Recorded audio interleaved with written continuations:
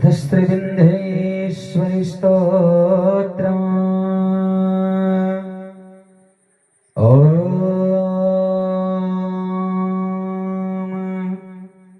निशुम्भशुम्भमर्दिनीं प्रचण्डमुण्डखण्डिनीं वरे रणे प्रकाशिनीं भजामि विन्ध्यवासिनीं त्रिशूलरत्नधारिणीं दराभिघातहारिणीं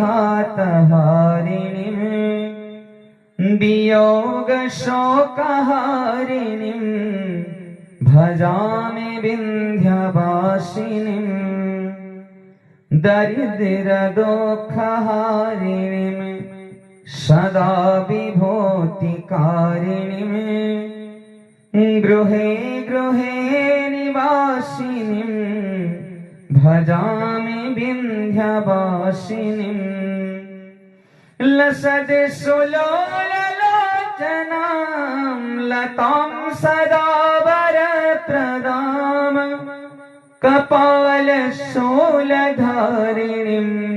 भजामि विन्ध्यवासिनीं करे मुदा गदाधरां शिवं शिवप्रदायिनीं वरावराननां शुभां भजामि विन्ध्यवासिनीं ऋषीन्द्रजामिनी प्रदां त्रिधास्वरोपधारिणीं जले स्थले निवासिनीं भजामि विन्ध्यवासिनीं विशिष्टसृष्टिकारिणीं विशालरूपधारिणीं महोदराभिलाषिनीं भजामि विन्ध्यवासिनीं